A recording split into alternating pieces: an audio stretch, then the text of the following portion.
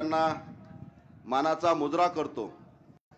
आजच्या या बुलढाणा लोकसभेचे शिवसेनेचे महाविकास आघाडीचे अधिकृत उमेदवार आदरणीय नरेंद्र भाऊ खेडेकर यांच्या प्रचारासाठी नुकतेच आता आदरणीय आपले पक्षप्रमुख उद्धव साहेब यांचं आगमन होत आहे।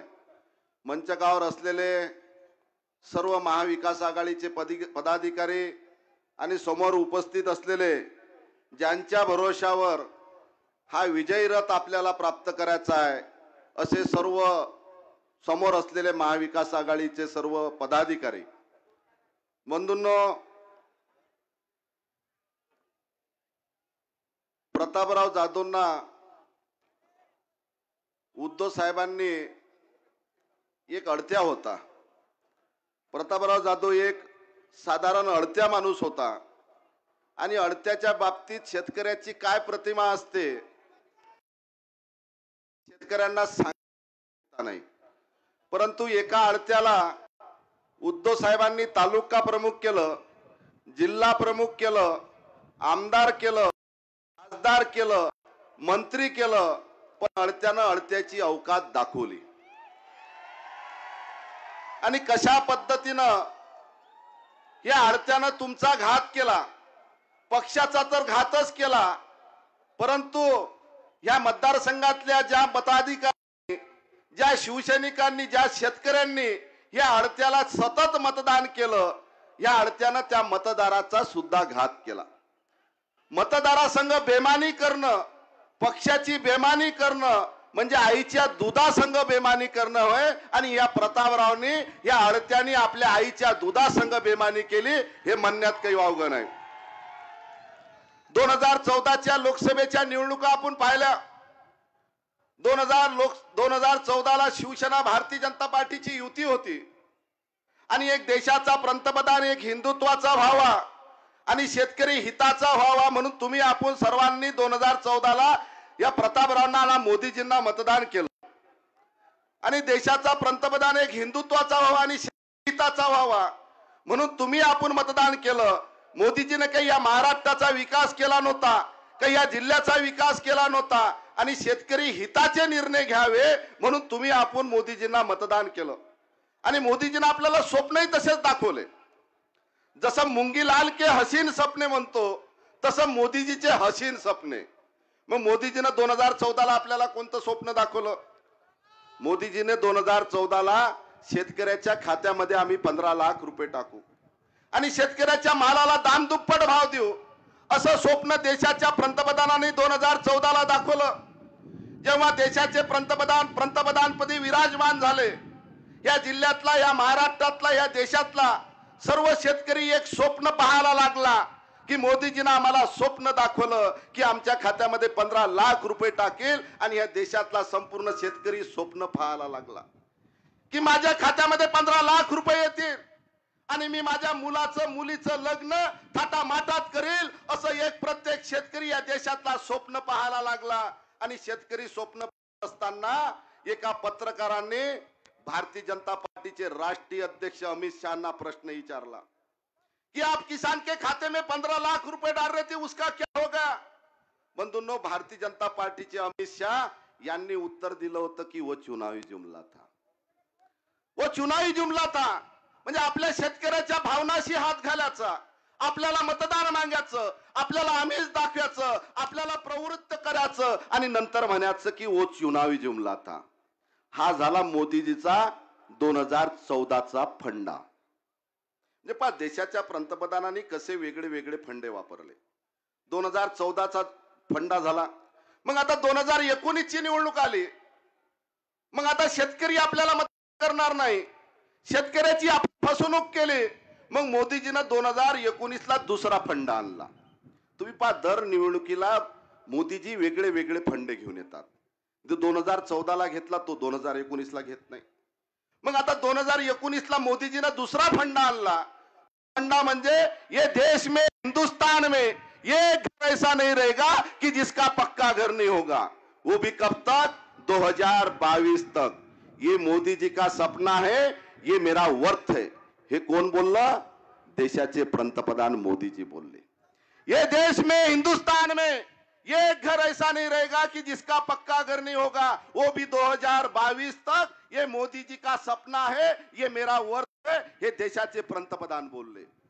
आज 2024 लागलं, आज रोजी सुद्धा 50% लोक कुळाच्या घरात राहतात।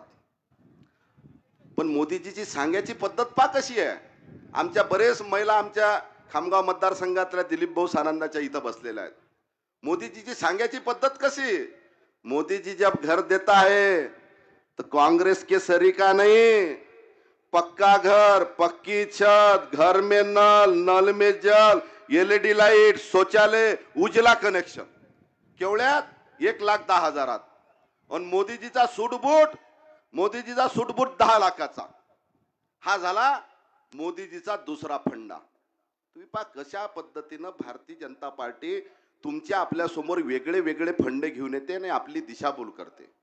आता 2024 ची निवडणूक आली, देशाच्या पंतप्रधानाला वाटलं आपण 2014 ला शेतकऱ्याची फसवणूक केली, 2019 ला कुळाच्या घरावाल्याची फसवणूक केली।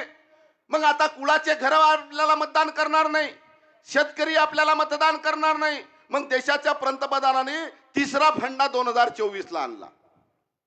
तिसरा फंडा कोणता? देशाच्या पंतप्रधानाला वाटलं प्रत्येक पुरुष महिलाचं ऐकते, मग देशाच्या पंतप्रधानांनी तिसरा फंडा आणला 50% महिला आरक्षण। आता जसं 50% महिला आरक्षण आलं तसे आमच्या महिला लागल्या की आता आम्हाला लोकसभा लढायला चान्स भेटते। नंतर समजलं की 2029 ला 50% महिला आरक्षण आहे, म्हणजे पहिले मला देशाचं पंतप्रधान 2024 ला करा, मग 29 ला 50% आरक्षण। हा झाला तिसरा फंडा। तुम्ही पहा दर निवडणुकीला भारतीय जनता पार्टी वेगळे वेगळे फंड घेऊन येते। आता असे तर वेगळे अनेक फंडे काढलेत त्यांनी। अक्षय दिनचा हा तर विषयच बंद झाला, 10 वर्ष झाले। आता विकसित भारत आणला, आता अक्षय दिन म्हणणार नाही, आता विकसित भारत। म्हणजे दर निवडणुकीला वेगळे वेगळं प्रेझेंटेशन भारतीय जनता पार्टी करते। जसं आपण म्हणतो बोलक्याचे बोंड खपतात, तसा हा बोंडा खपू राहिला देशाच्या पंतप्रधान। म्हणजे कशा पद्धतीनं आता चौथा फंडा रोज टीव्हीवर चालू आहे। चौथा फंडा कोणता? मोदी जी की गारंटी। मोदी जब गारंटी देता है पूरी करता है।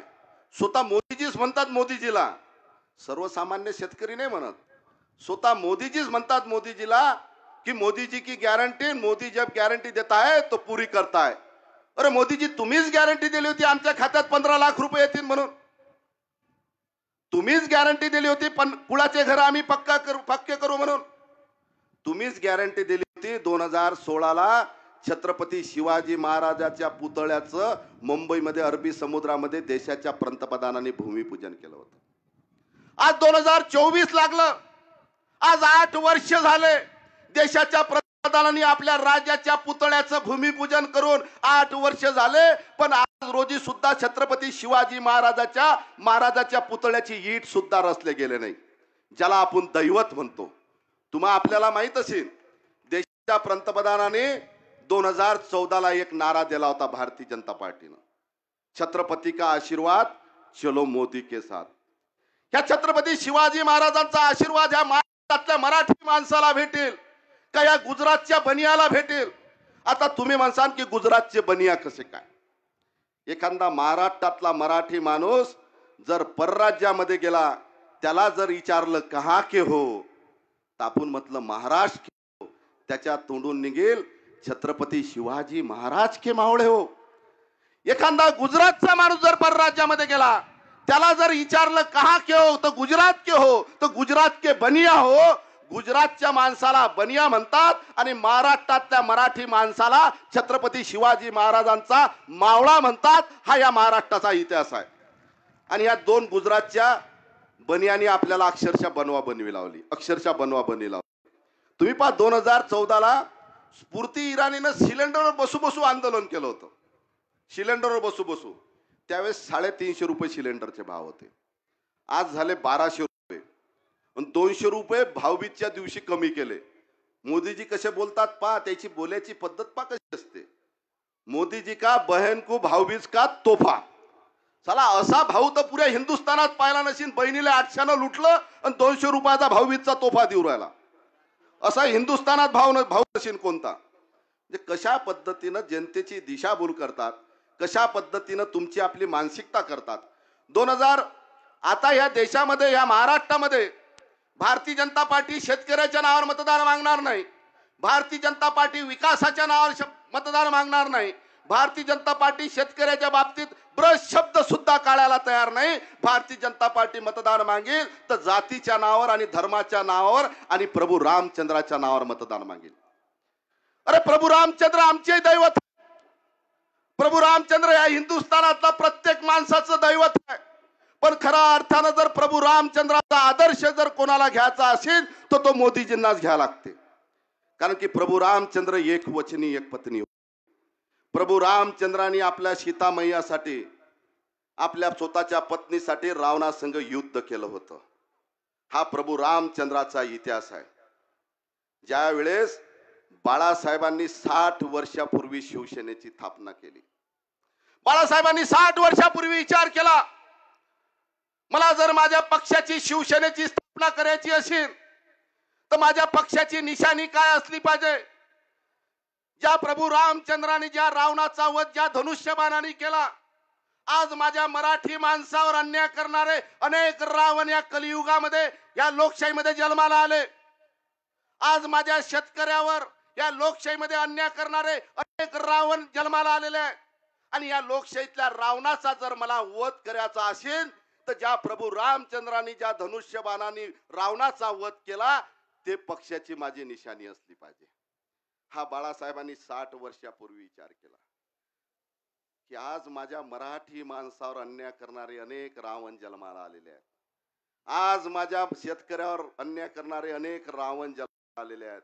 ह्या रावणाचा जर वध करायचा असेल तर ज्या प्रभू रामचंद्रांनी ज्या धनुष्यबाणाने रावणाचा वध केला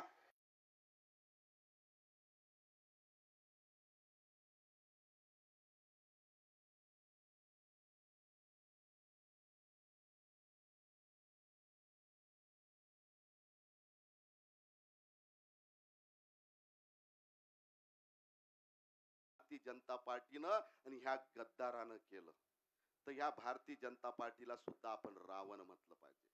मग रावणाचं दहन जर दर दसऱ्याच्या दिवशी आपण दर दसऱ्याला करतो तर ह्या भारतीय जनता पार्टीच्या रावणाचं दहन आणि या प्रतापराव जाधव ह्या रावणाचं दहन आपल्याला येणाऱ्या 26 तारखेला मशाल चिन्ह मशालचं बटन दाबून या भारतीय जनता पार्टीचं आणि प्रतापराव गद्दाराचं दहन आपल्याला येणाऱ्या 26 तारखेला करायचं आहे. बंधूंनो, भारतीय जनता पार्टी मराठी माणसाची पार्टी नाही. भारतीय जनता पार्टी शेतकऱ्याची पार्टी नाही. हा प्रतापराव हा भारतीय जनता पार्टीचा दलाल आहे. हा प्रतापरावनं पक्षासंग गद्दारी केली. अरे प्रतापरावला एवढं प्रेम उद्धव साहेबांनी दिलं की विधानसभेचे कोरे एपी फॉर्म बुधोन भाऊ प्रतापराव जोड दिले. एवढा प्रतापरावर आपल्या उद्धव साहेबाचा होता. जेवढा एखाद्या मुलावर ज्या बापाचा विश्वास असते तेवढा विश्वास या प्रतापरावर उद्धव साहेबांनी ठेवला. आणि या प्रतापरावनं उद्धव साहेबाच्या पाठीत खंजीर खुपसलं, आपल्या मराठी माणसाच्या पाठीत खंजीर खुपसलं, आपल्या शेतकऱ्याच्या पाठीत खंजीर खुपसलं. काय याची अवस्था आहे? कशा पद्धतीने यांचं राजकारण चाललंय? ज्यावेळेस मी सुरतला गुवाहाटीला गेलो होतो त्यावेळेस टीव्हीवर एक बातमी आली होती की आमदार नितीन देशमुखला हृदयविकाराचा झटका आला. मला तर कोणता झटका आलाच नव्हता. मला माहिती नव्हतं. मी दवाखान्यात भरती होतो. मला गुंगीचं औषध देऊन इंजेक्शन देऊन भरती करण्यात आलं होतं. परंतु नितीन देशमुखला हृदयविकाराचा झटका आल्याचं कारण टीव्हीवर कशामुळे देण्यात आलं होतं? कारण की काही कोणता माझा घातपात करण्याचा विचार ह्या प्रतापराव गद्दार पार्टीचा तर नव्हता. पण परंतु ह्या पक्षाने कधी विचार केला नाही की टीव्हीवरची बातमी पाहून माझ्या पत्नीची काय अवस्था झाली असेल, टीव्हीवरची बातमी ऐकून मला माझ्या मुलाची काय अवस्था झाली असेल, आणि एखादी ते बातमी ऐकून जर माझ्या घरामध्ये कमी जास्त झालं असतं तर या गद्दारांनी काय केलं असतं. म्हणून माझी तुम्हाला नम्र विनंती आहे, हा छत्रपती शिवाजी महाराजांचा जिल्हा आहे, जिजाऊ मातांचा जिल्हा आहे. हा बुलढाणा जिल्हा जिजाऊ मातेचा जिल्हा आहे. जिजाऊ मातेने छत्रपती शिवाजी महाराज या जिल्ह्यामध्ये घडवले. आणि छत्रपती शिवाजी महाराजांनी गद्दाराला कधी सोडलं नाही. तो गद्दार कोण होता त्याचा विचार केला नाही. गद्दार हा गद्दार असते. माझी तुम्हाला नम्र विनंती आहे की सर्व जिजामातेचे लेकर आपण इथं बसलेलो आहोत. आपल्याला या गद्दाराला जर पायचीत करायचं असेल तर आपल्याला स्वस्त घरामध्ये बसून चालणार नाही. तुम्ही आपण मतदान करणार याच्याबद्दल शंका नाही, पण एक वनवा पेटला पाहिजे आणि गावागावात जाऊन आपण पेटून उठलो पाहिजे की या गद्दाराला पायचीत आपण केलं पाहिजे, ज्यांनी छत्रपती शिवाजी महाराजांच्या या जिजामातेंच्या जिल्ह्या संघ गद्दारी केली, ज्यांनी आपल्या संघ गद्दारी केली, ज्यानं उद्धव साहेबांसंघ गद्दारी केली. गावागावात जाऊन आपण बैठका घेतल्या पाहिजे, एक वनवा पेटला पाहिजे आणि ह्या अडत्याला पुन्हा त्या अडत्यामध्ये पाठवलं पाहिजे. एवढीच तुम्हाला नम्र विनंती करतो आणि माझे 2 शब्द संपवतो.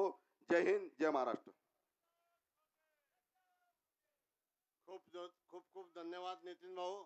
आपण वेदना जाणवल्या, आपण ज्या पाहिल्या, पण तरी सुद्धा आपण या गद्दाराच्या छाताडावर पाय देऊन आदरणीय उद्धव साहेब यांच्या सोबत आलेले आहोत. आमचे सावखेड तेजांचे वाघ मंडळी या ठिकाणी आलेले, त्यांची खूप इच्छा आहे. सावखेड तेजांचे वाघ मंडळी एकदा आवाज द्या, मशाल पेटवा, मशाल पेटवा. बांधवांनो, आपल्याला कल्पना आहे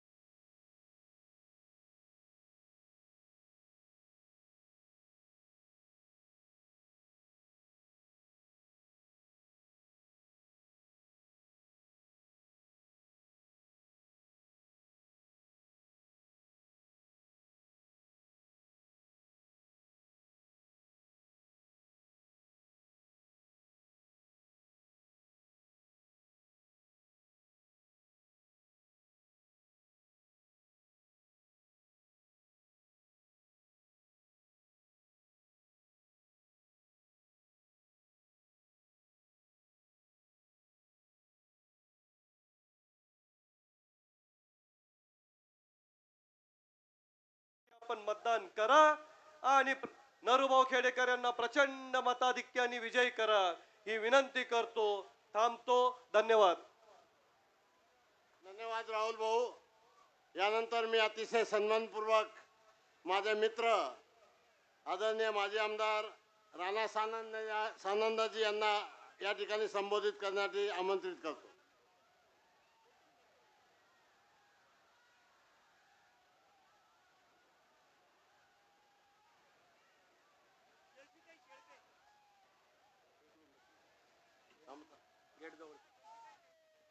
या ठिकाणी मी आपल्याला पुनश्च एकदा विनंती करतो की आपण इकडे येऊन बसावं. हात जोडून विनंती करतो. यानंतर आदरणीय नानाभाऊ गावंडे यांना मी विनंती करतो की त्यांनी सभेला संबोधित करावं.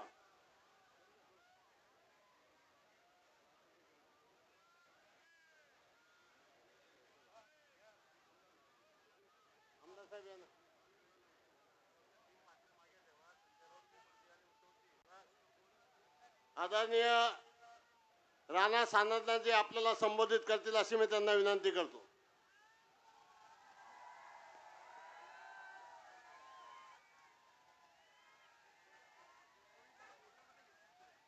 सर्वांना विनंती आहे, माझ्या माता भगिनींना विनंती आहे, सर्वांनी जेव्हा उद्धव ठाकरे साहेब या ठिकाणी येतील सर्वांनी उभं राहून जोरात टाळ्या वाजवायच्या आहे. महाविकास आघाडीचा विजय म्हणायचा आहे. मते कुणाला मशालला म्हणायचं आहे, कारण की मशाल चिन्ह आता नवीन आहे. उठून आदरपूर्वक आपल्या सर्वांना उभं राहून जोपर्यंत वासनिक साहेब आणखी उद्धव बाळासाहेब ठाकरे साहेब या ठिकाणी येऊन आपल्याला अभिवादन करत नाही तोपर्यंत टाळ्या वाजवून हात वर करून हातात झेंडे असतील तर झेंडे फडकून आपल्याला खामगाव मतदारसंघामध्ये ही सभा उद्धवजींची आहे तर आपल्याला हे दाखवून द्यायचं आहे की निश्चित रूपानं बुलढाणा जिल्ह्यासह खामगाव मतदारसंघामध्ये देखील प्रचंड मताधिकारी आपण त्यांना आघाडी देऊ. काही पाणी नाही, काहीच होत नाही, चिंता करू नका, पाणी थांबेल. व्यासपीठावर उपस्थित आमचे सर्वांचे नेते अखिल भारतीय काँग्रेस कमिटीचे सरचिटणीस आदरणीय मुकुलजी वासनिक साहेब, आपल्या विदर्भाचे निरीक्षक अखिल भारतीय काँग्रेस कमिटीने पाठवलेले आमचे निरीक्षक परम आदरणीय आशिष बाबू, त्यानंतर व्यासपीठावर उपस्थित असलेले सर्व गणमान्य नेते, आमच्या जिल्ह्याचे जिल्हा परिषदचे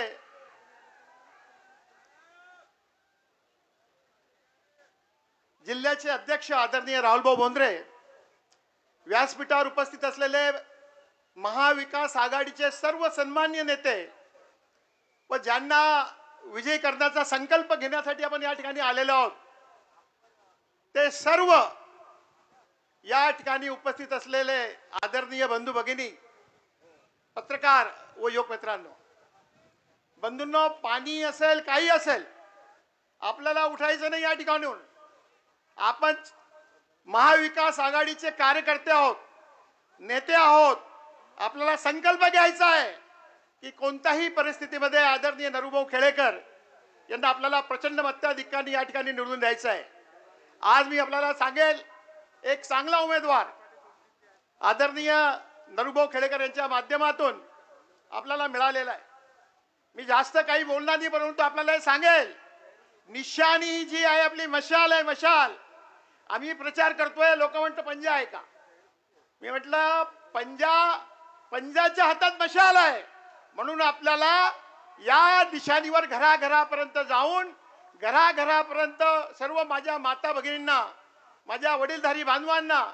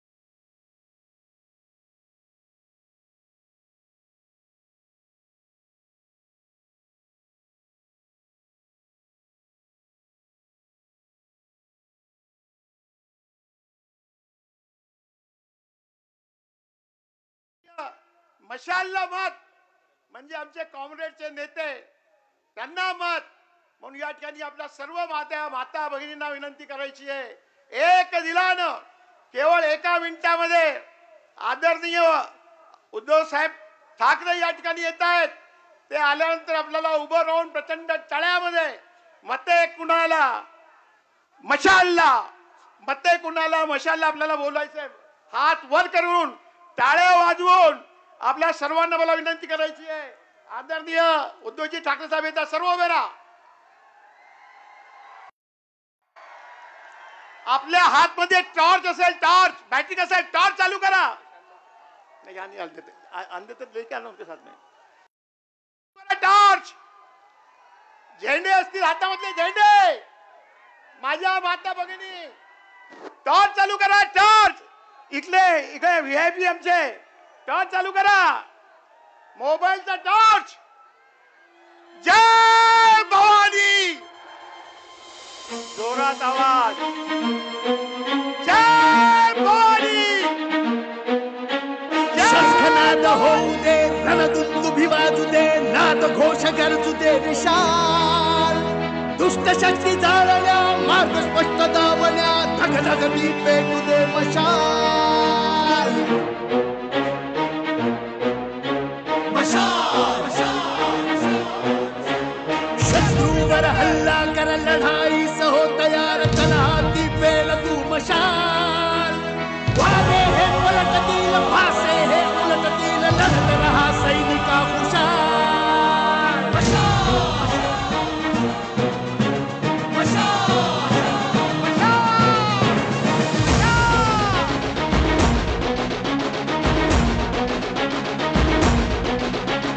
हिंदू हा तुझा धर्म, जाणून घे हेच मर्म, जीवन करत्यास तू बहाल. ज्वालामुखी उसळू दे, नावागत वाहू दे, जमण्यातून रक्त तुझे लाल.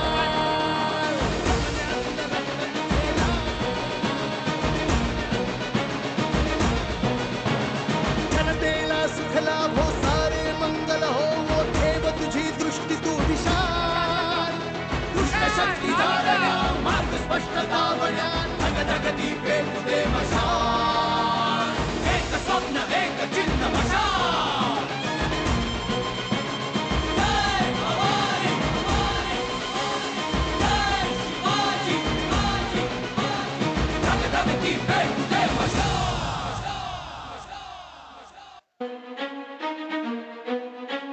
शंखनाद होऊ दे, रणदुंदुभी वाजू दे, नाद घोष गरजू दे विशाल. दुष्ट शक्ती जाळल्या, मार्ग स्पष्ट दावल्या, धग धग मी पेटू दे मशाल. मशाल शत्रूवर हल्ला कर, लढाई सहो तयार, तलहाती पेल तू मशाल.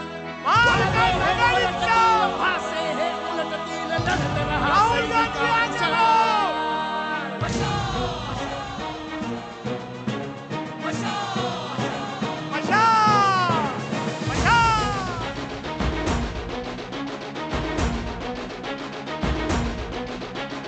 हिंदू हा तुझा धर्म, जाणून घे हेच मर्म, जीवन करत्यास तू बहाल.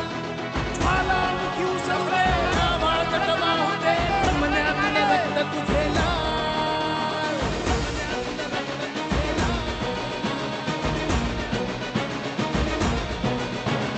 जनतेला सुख लाभो, सारे मंगल हो, ठेव तुझी दृष्टी तू विशाल. दुष्ट शक्ती जाळल्या, मार्ग स्पष्ट दावल्या, धग धग ती पेटू दे मशाल.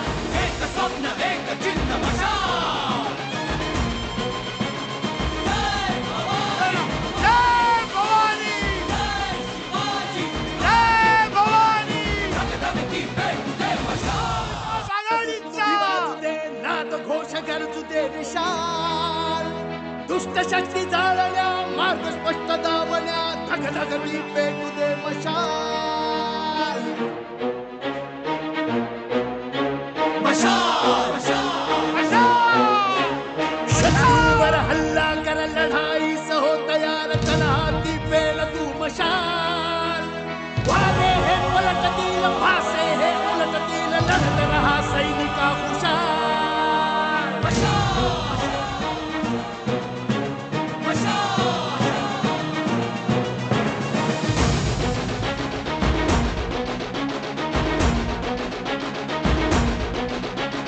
हिंदू हा तुझा धर्म जाणून घे हेच मर्म जीवन करत्यास तू बहार ज्वालामुखी उसळू दे नावागत वाहू दे जमण्यातून रक्त तुझे लाल जमण्यातून रक्त तुझे लाल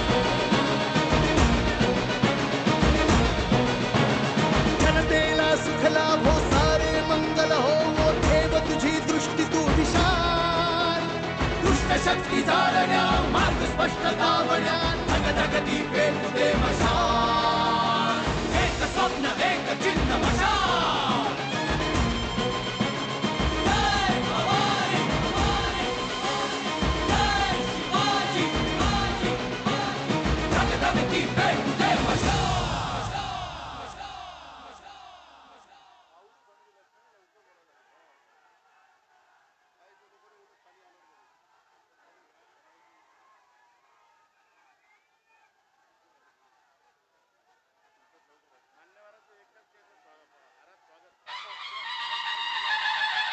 या ठिकाणी आपले उमेदवार आणि जिल्हा प्रमुख आदरणीय साहेबांचा या ठिकाणी हार घालून सत्कार करतील अशी मी त्यांना विनंती करतो.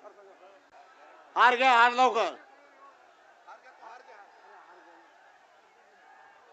आदरणीय उमेदवार प्राध्यापक नरूभाऊ खेडेकर, बोजने भाऊ आणि जिल्हा प्रमुख साहेबांचा हार घालून स्वागत करतील अशी मी विनंती करतो.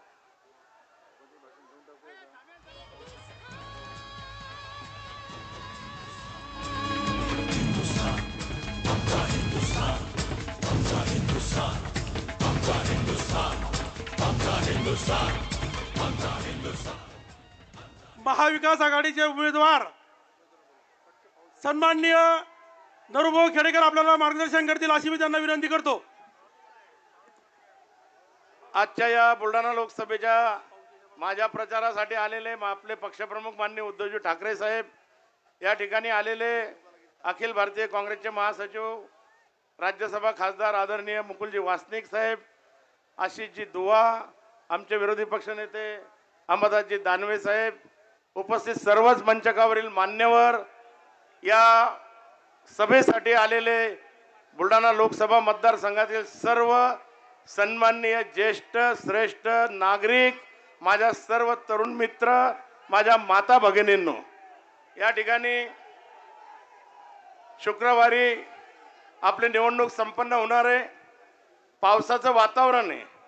राज्यामध्ये पहिलेच सुलतानी संकट आलेलं आहे आणि आसमानी संकट सुद्धा मधामधातून डोकावत आहे.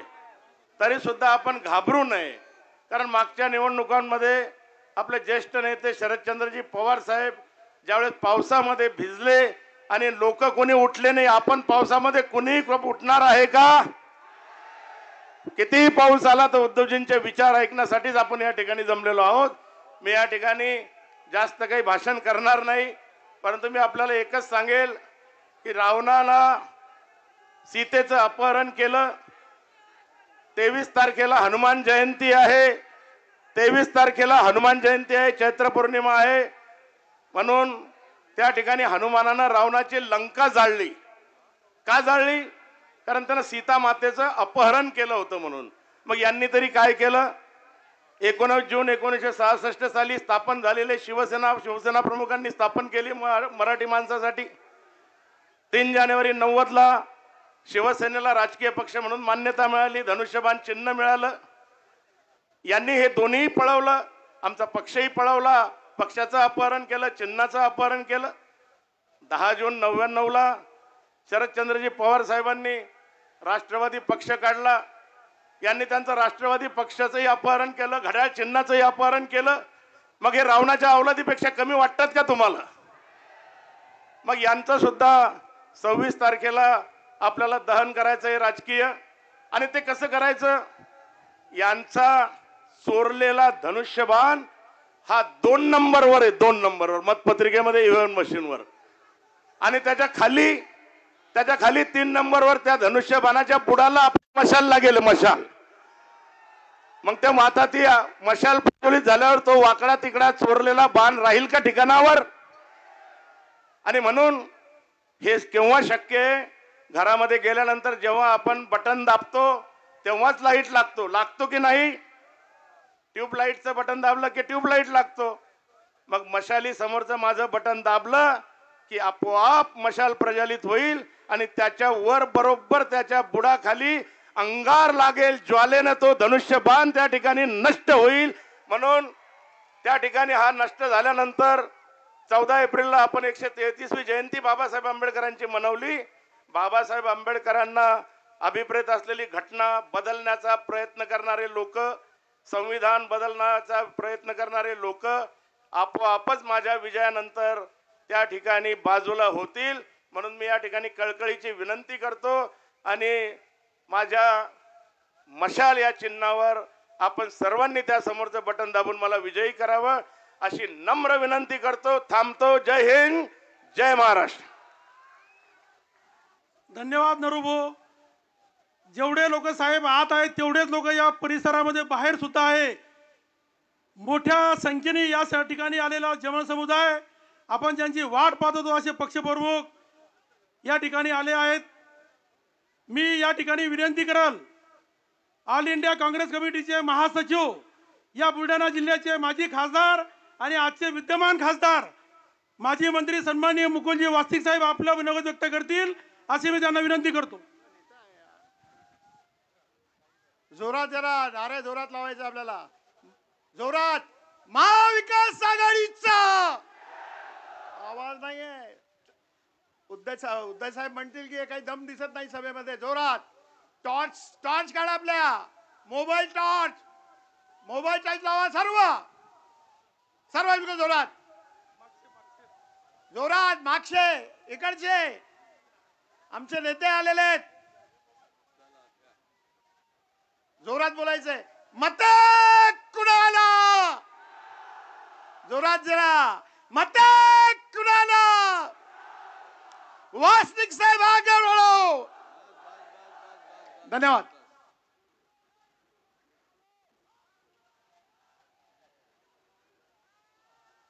महाराष्ट्राचे माजी मुख्यमंत्री,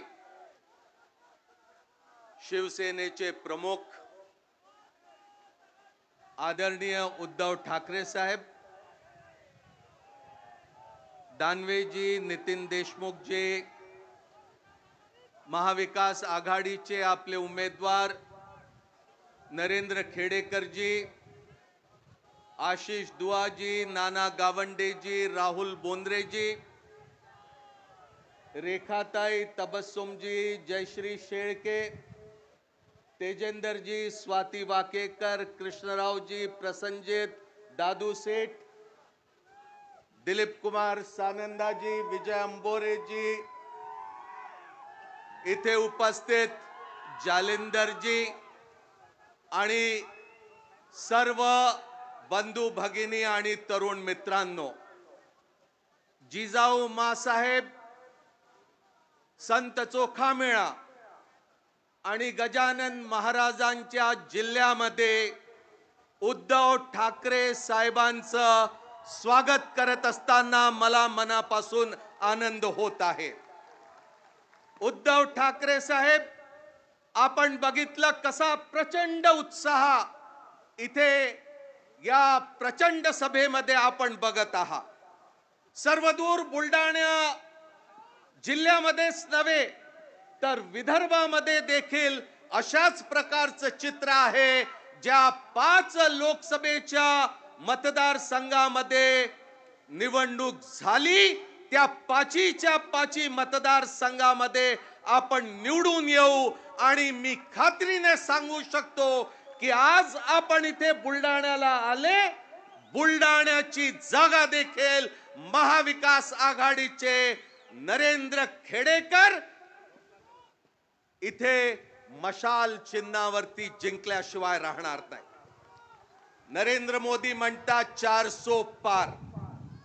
नरेंद्र मोदी पंतप्रधान असतील, लोकसभेच्या निवडणुकीमध्ये मागे निवडून पंतप्रधान झाले असतील, पण आज एक तानाशाह म्हणून त्यांनी संपूर्ण प्रशासनावरती कब्जा करून ठेवलेला आहे.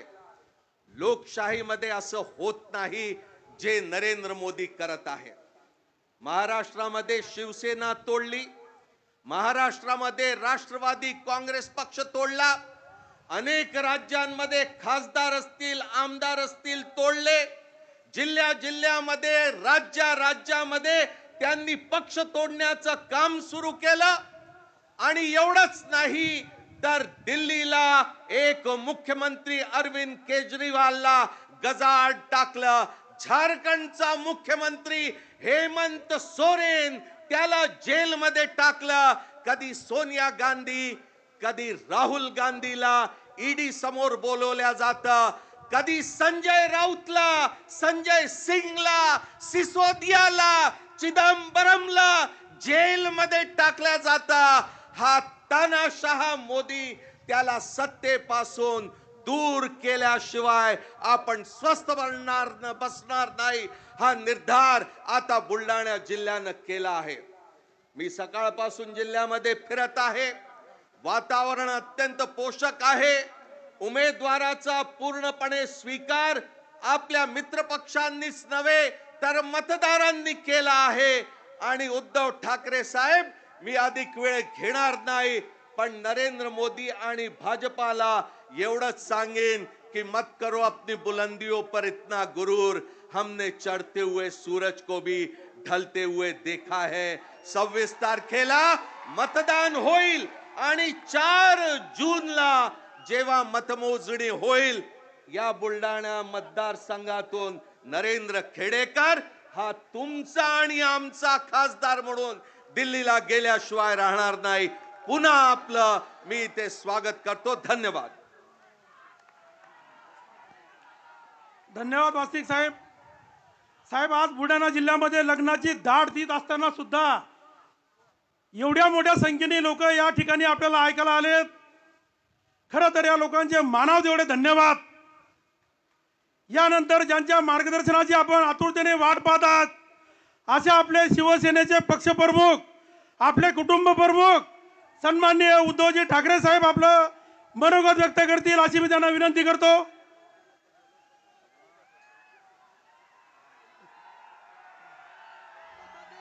तरी मनगट कमजोर नाही, आपल्याला लढायचा कुणामध्ये जोर नाही, आपल्या एवढी कुणाचीही निष्ठा कठोर नाही. शत्रूच्या मनामध्ये आहे आपलाच धाक रे.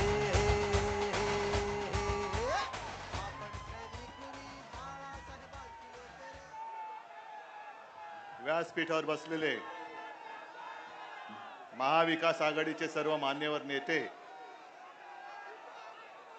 आणि जमलेल्या माझ्या देशभक्त बांधवांनो, भगिनींनो आणि मातांनो,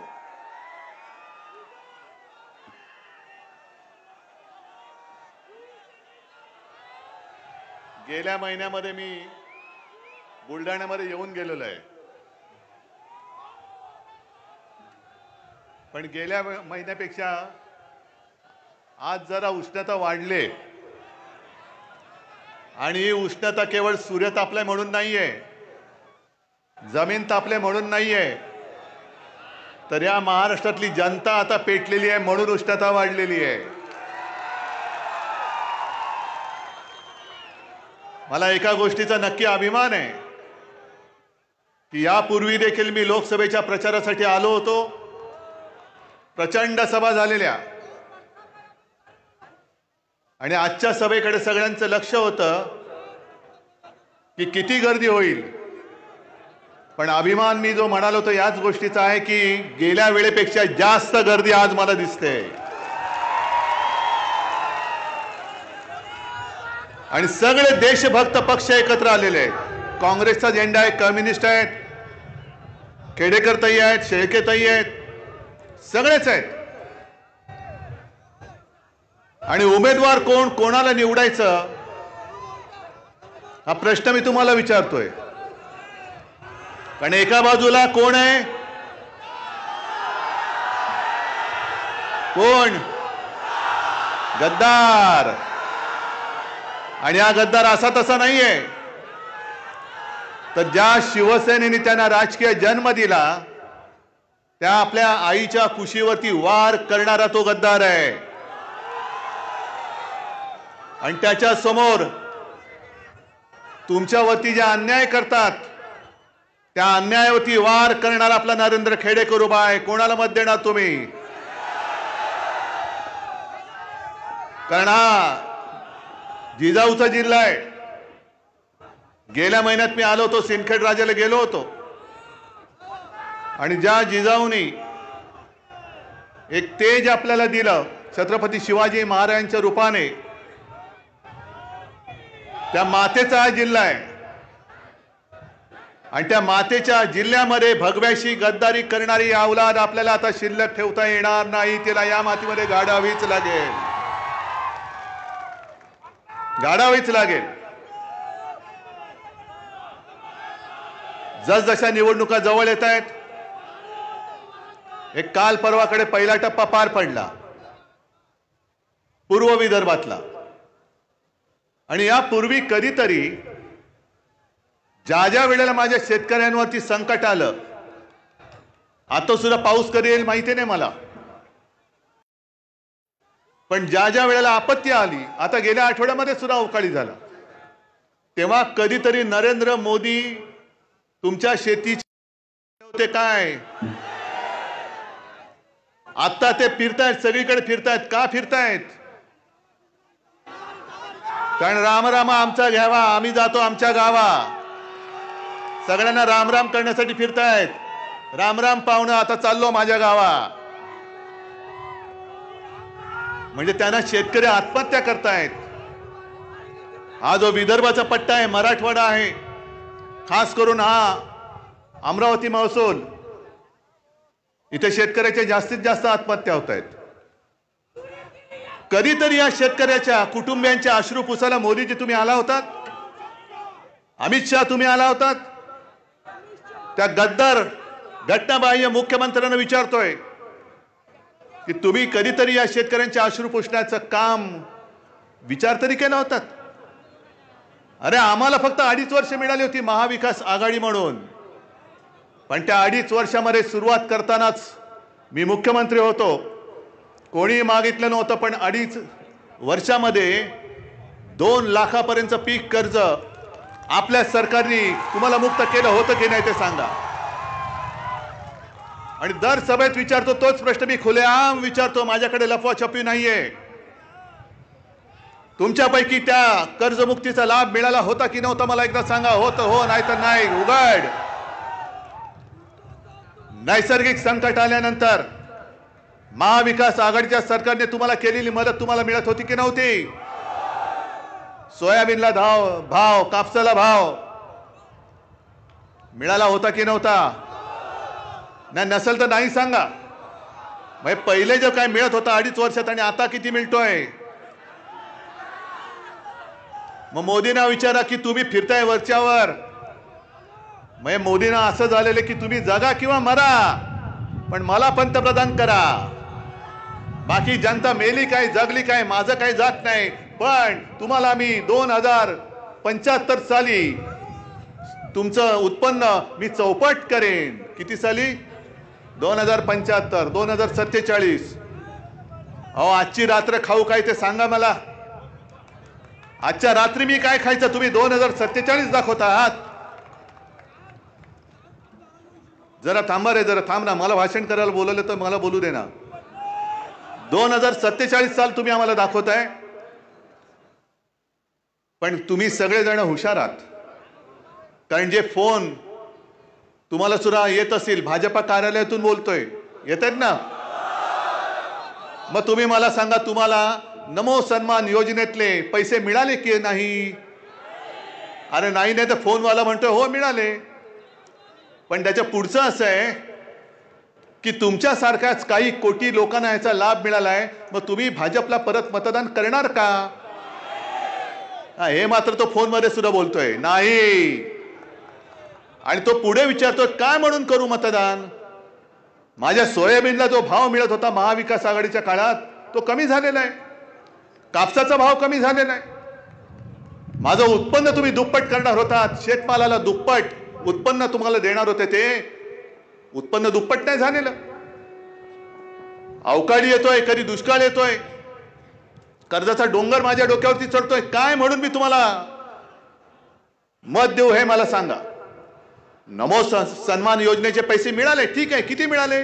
6,000.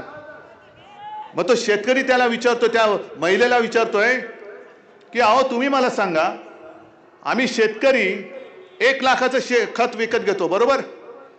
साधारणतः वर्षाला किती तुमच्या पिकाप्रमाणे तुम्ही घेत असाल, पण 1 लाखाचं खत घेतलं तर 18% त्याच्यावरती जीएसटी लागते. किती टक्के? म्हणजे बरोबर बोलतो ना मी? मग 1 लाखाचं खत घेतलं तर जीएसटी किती झाली? 18,000. आणि तुम्हाला खात्यात किती देत आहेत? 6,000. म्हणजे मोदी बाबांच्या खिशात किती गेले? 12,000. मग तुमच्या खिशात हात घालून तुमचे 12,000 नेत आहेत आणि 6,000 तुम्हाला भीक म्हणून देत आहेत. नमो सन्मान. अशा माणसाचा सन्मान तुम्ही परत करणार? कशासाठी करायचं? या विदर्भामध्ये मला आठवत आहे की आपलं सरकार असताना आपण उद्योग धंदे आणण्याचे प्रयत्न करत होतो.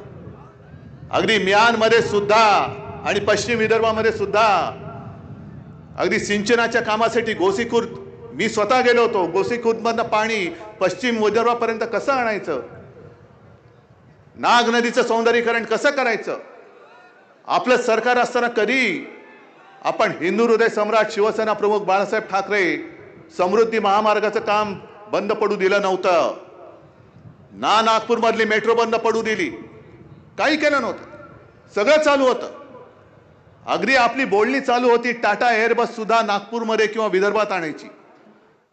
मग तुमच्या गावात जर का आले पंतप्रधान चुकून, कारण आता येतील, आपली सभा बघितली ते नक्की येतील, यावंच लागेल. आणि तुम्हाला सुद्धा निरोपाचा रामराम त्यांना करावाच लागेल. पण विदर्भामध्ये 10 वर्ष मोदीजी तुम्ही देशाचे पंतप्रधान आहात. गेल्या 10 वर्षामध्ये 1-2.5 वर्ष आमच्या महाविकास आघाडीची सोडली तर जवळपास 7.5 वर्ष तुमचंच डबल ट्रिपल चौपल किती इंजिनं लावायची ती लावा, त्या इंजिनातून धुराशिवाय काही निघालेलं नाहीये. पण किती उद्योग माझ्या विदर्भात आणले सांगा, आणि किती माझ्या शिकलेल्या सवरलेल्या विदर्भातल्या मुलांना मुलींना नोकऱ्या दिल्या, त्याचा पहिला हिशोब द्या. म्हणजे तुम्ही ना शेतकऱ्यांना खुश करत नाही, त्याचं काय करायचं तुम्ही करायचं. कारण मी काय बोललो तर लगेच अंगाचा तिळपा पडतो, पण आता करू काय.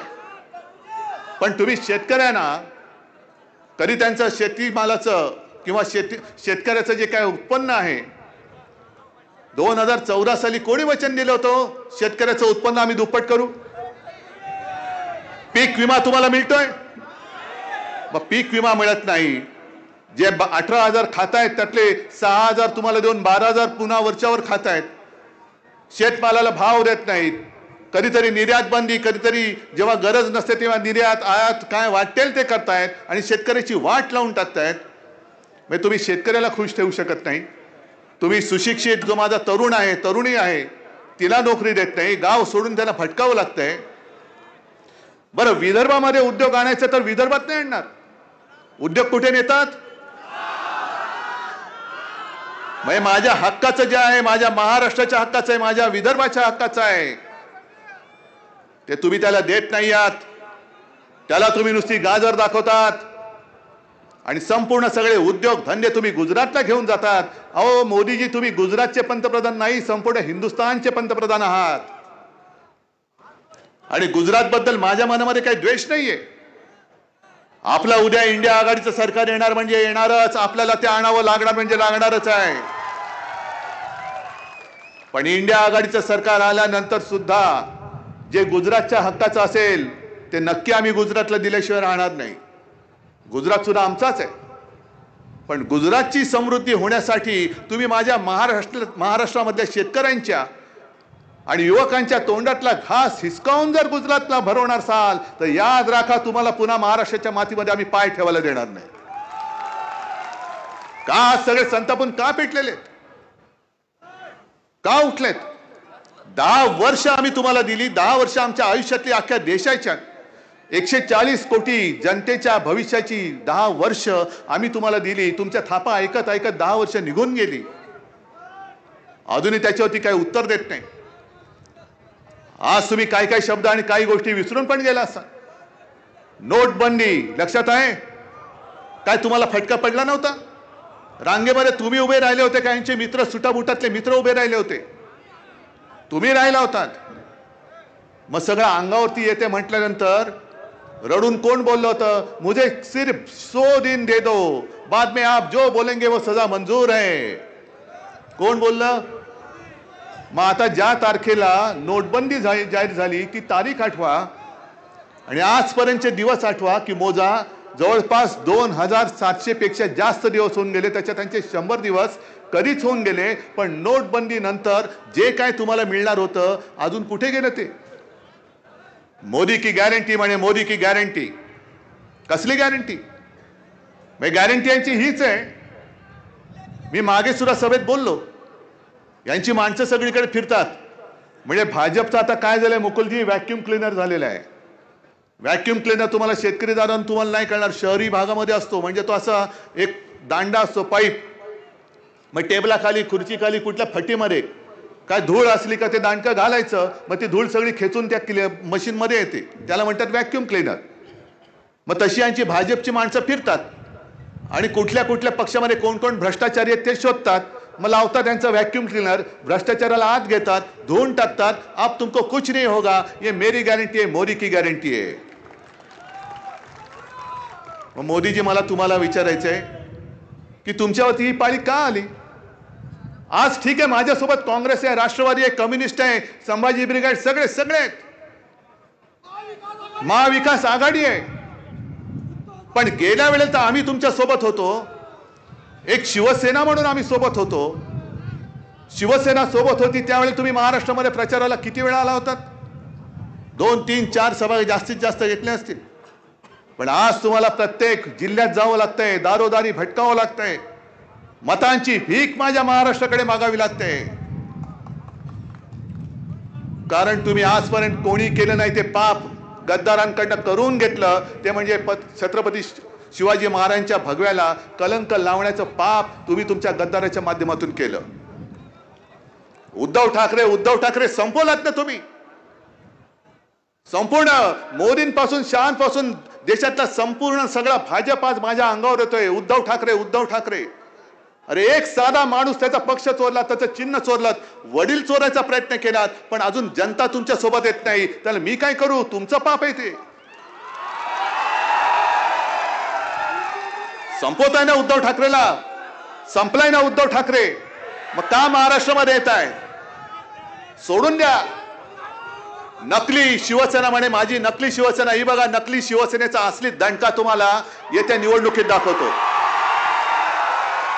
ही नकली शिवसेना म्हणता या देशभक्तांना आणि हे जे भगवे आहेत याच शिवसैनिकांनी. मोदीजी तुम्हाला गेल्या वेळेला एकदा नाही 2 वेळा पंतप्रधान पदी बसवण्यासाठी मरमर मेहनत केली होती, घाम गाळला होता, कष्ट केले होते, उन्हातानाची पर्वा केली नव्हती आणि सरळ आज तुम्ही त्यांना नकली हिणून देता. अरे नकली शिवसेना म्हणाला ती काय तुमची डिग्री आहे? तुमची डिग्री वाटली तुम्हाला की काही दाखवलं तरी चालेल? पण एक तर यांचा महाराष्ट्राशी काही संबंध नाही. आणि महाराष्ट्रामध्ये ज्यांनी छत्रपती शिवाजी महाराजांचा झेंडा हातामध्ये घेतलाय त्या शिवरायाच्या मावळ्याला तुम्ही नकली म्हणता. मोदीजी तुम्हाला याची किंमत या निवडणुकीत महाराष्ट्र तुमची जागा दाखवून दिल्याशिवाय राहणार नाही. आज आणखीन एका गोष्टीसाठी मी पत्रकार परिषद घेतली, बघितले का तुम्ही? काय विषय होता? जरा बोला ना जोरात. जोरात द्या घोषणा, जोरात. बरोबर ना? हे भवानी माता आणि शिवाजी महाराज आपल्या हृदयातून कोणी काढू शकता? अरे तुमच्या 700 पिढ्या उतरल्या तरी माझ्या महाराष्ट्राच्या हृदयामध्ये जे छत्रपती शिवाजी महाराज आणि भवानी माता बसलेली आहे तिला तुम्ही 700 पिढ्या उतरल्या तुमच्या तरी तुम्ही काढू शकणार नाही. हे जे गाणं आज तुम्हाला ऐकवलं मशालीचं गाणं, मशाल गीत, काय आम्ही घोड मारले तुमचं? आम्ही बोलणार जय भवानी जय शिवाजी. मी आज सुद्धा बोलतो, उद्या सुद्धा बोलतोय. निवडणूक आयोगामध्ये हिंमत असेल तर माझ्यावरती कारवाई करून दाखवा. तुम्ही जय श्रीराम म्हणता, आम्ही सुद्धा जय श्रीराम म्हणतो. तुम्ही तिकडे कर्नाटकामध्ये बजरंग बली की जय बोलून मतदान करा म्हणता. अमित शहा तिकडे मध्य प्रदेशमध्ये. तुम्ही जर का आमचं सरकार बनवलं तर तुम्हाला रामललाचं दर्शन मोफत देऊ म्हणता. आम्ही तसं बोललोय, पण आम्ही आमच्या भवानी मातेचा गजर केला. कारण भवानी माता आमच्या महाराष्ट्राचं कुलदैवत आहे, छत्रपतींचं कुलदैवत. ती भवानी माता, अरे तिला वंदन केल्याशिवाय आणि तिला वंदन करूनच छत्रपती शिवाजी महाराजांनी हिंदवी स्वराज्याची स्थापना केली होती. ती माझी भवानी माता, तिचे आशीर्वाद हे माझ्या जनतेच्या रूपाने माझ्या समोर बसलेले आहेत. पण तुम्ही वेडेवाकडे काही कायदे कराल. एक तर तुम्ही म्हणजे निवडणूक आयोग,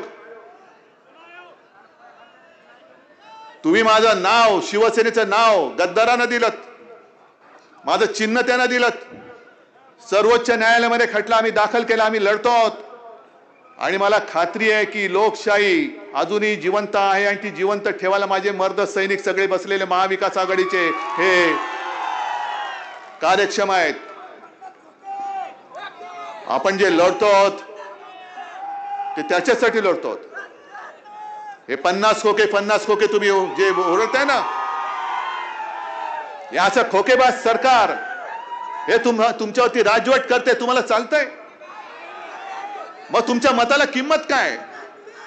जर खोके देऊन जर मी गद्दार घेऊन सरकार स्थापन करणार असेल तर मी निवडणूक लढवत नाही. येऊ दे किती लोक, मी काय खोके फेकतो आणि गद्दाराने विकत घेऊन मी होतो ना पंतप्रधान.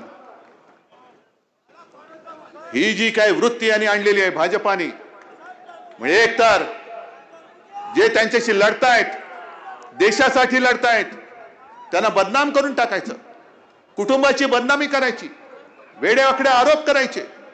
आणि एक तर भाजपामध्ये या नाही तर तुरुंगात जा. काही नेबलेट लोक गेली.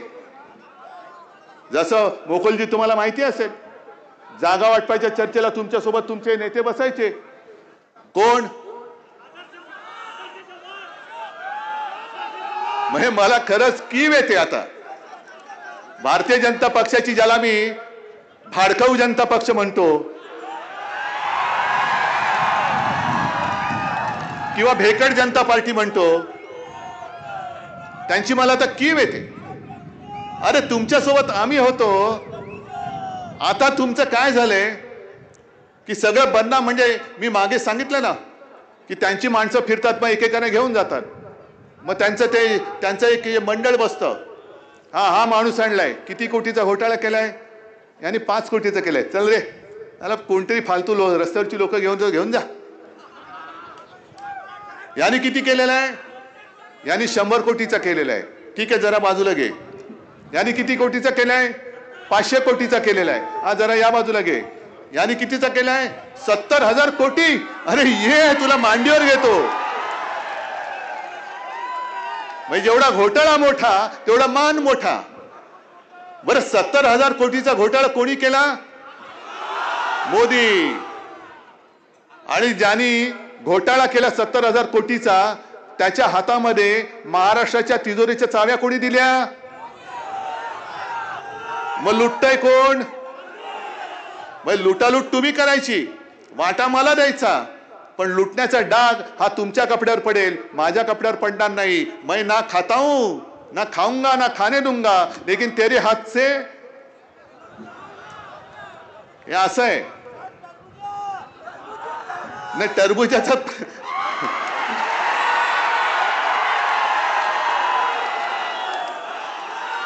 अरे तुम्ही टरबूज बोलला म्हणून मी टरबूज बोललो, पण मला कोणाबद्दल बोलताय ते माहिती नाहीये बाबा. मी मागे ज्याला फडतूस बोललो होतो तो, मी कलंक बोललो होतो ना, काल पण काहीतरी बोललो तोच का? अरे एवढं माहिती तर मी कशाला बोलू, तुम्हीच बघा ना त्याचं काय ते.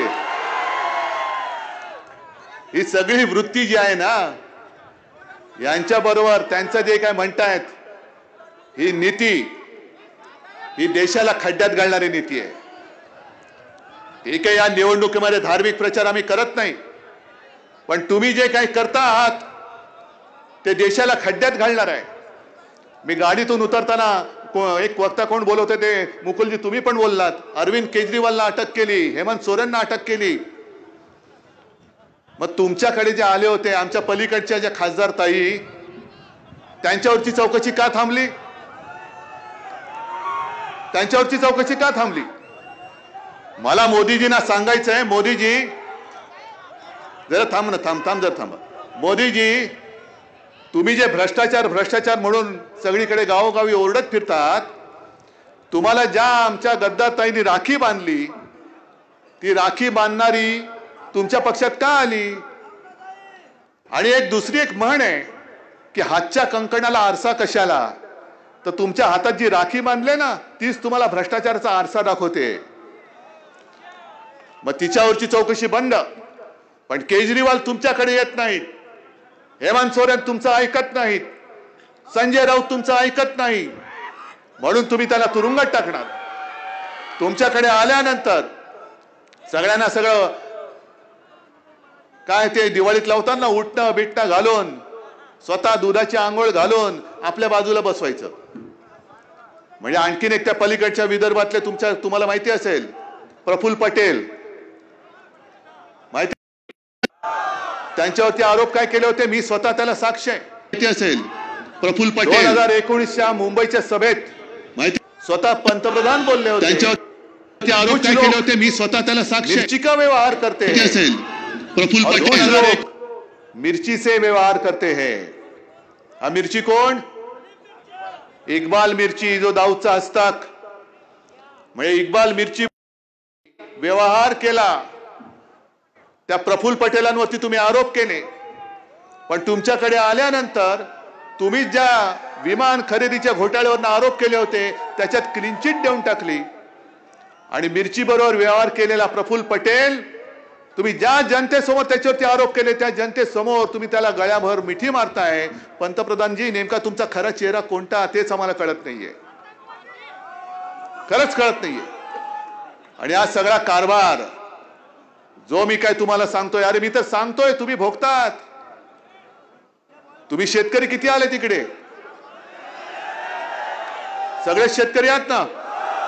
मग तुम्ही जे काय मर मारताय, राबताय, अरे जमिनीमधनं कोंब फोडणारी तुम्ही मर्द सगळे सरकारला घाम नाही फोडू शकत? यांना काय वाटतंय हे काय अजिंक्य आहेत? यांना कोणी हरवू शकत नाही.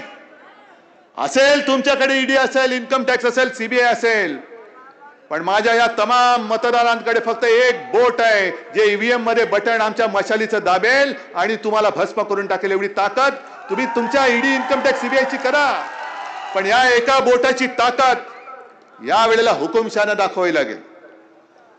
हे जे काय बोंबाबोंब करतायत, मी संपूर्ण अभ्यास करतोय.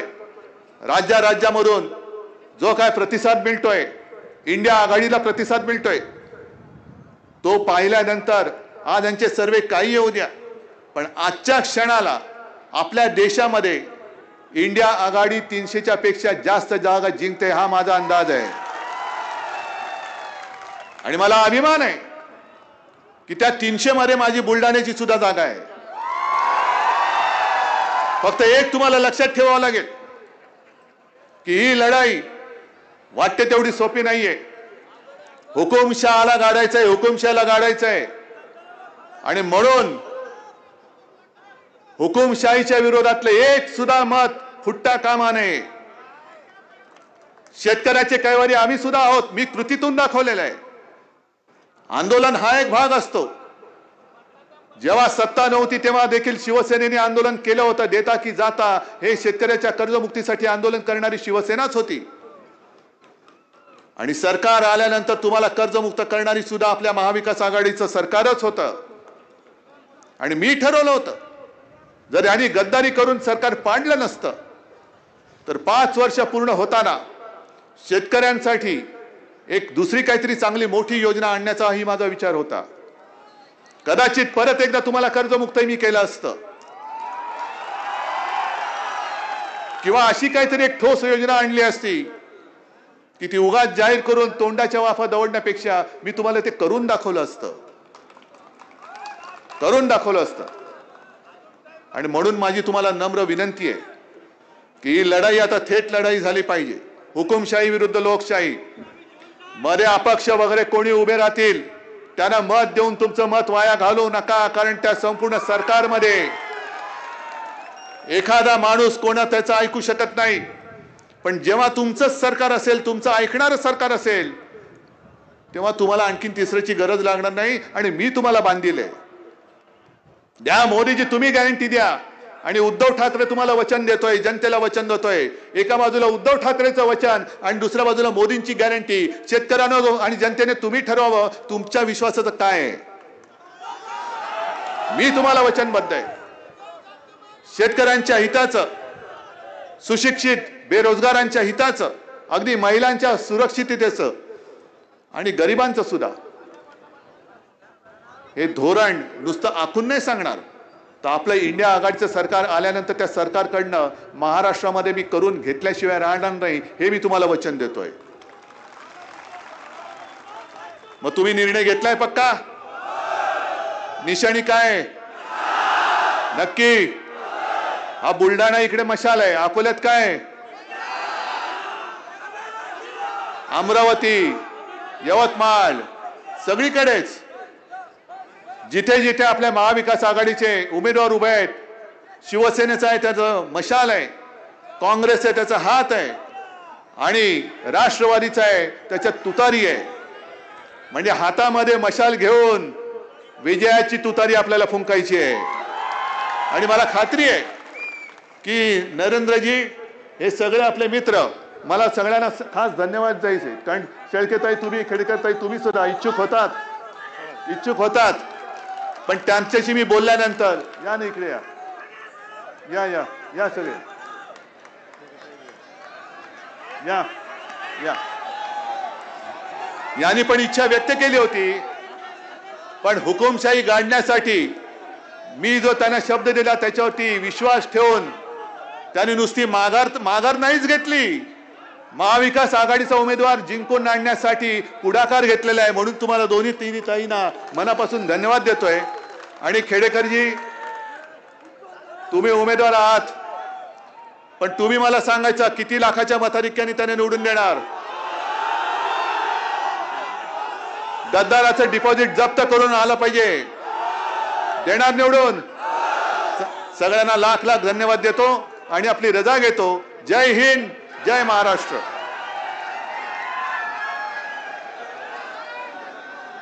सर्वांनी थांबायचं आहे, राष्ट्रगीत होणार आहे. कृपया आपण कुठे जाऊ नये. यानंतर या कार्यक्रमाचे आभार प्रदर्शन आदरणीय सहसंपर्क प्रमुख दत्ता पाटील मानतील अशी मी त्यांना विनंती करतो. आजच्या या आपल्या महाविकास आघाडीच्या प्रचंड महासभेकरता उपस्थित असलेले सर्व राष्ट्रीय काँग्रेसचे सर्व त्यांचे पदाधिकारी, मुकुल वासनिक साहेब, त्यानंतर राष्ट्रवादीचे सर्व सन्मान्य पदाधिकारी, त्यानंतर शिवसेना या पक्षाचे सर्व सन्मान्य पदाधिकारी, आपण सर्व मतदार बहुसंख्येनं आपण उपस्थित झाल्याबद्दल सर्वांचे मनापासून आभार मानतो आणि थांबतो. राष्ट्रगीत, सर्वांनी राष्ट्रगीतासाठी आपापल्या जागेवर उभं राहायचंय. एक साथ सावधान. राष्ट्रगीत. जनगण मन अधिनायक जय हे भारत भाग्य विधाता. पंजाब सिंध गुजरात मराठा द्राविड उत्कल गंगा. विंध्य हिमाचल यमुना गंगा उच्चल जलधि तरंगा. तव शुभ नामे जागे तव शुभ आशीष मांगे. गाहे तव जय गाथा. जनगण मंगलदायक जय हे भारत भाग्य विधाता. जय हे जय हे जय हे जय जय जय जय हे. माता की भारत माता की, भारत माता की. सर्वांनी आपापल्या घरी जात असताना अत्यंत शांततेनं जावं, कुठेही ओव्हरटेकचा प्रयत्न करू नये अशी सगळ्यांना विनंती करतो. थांबतो.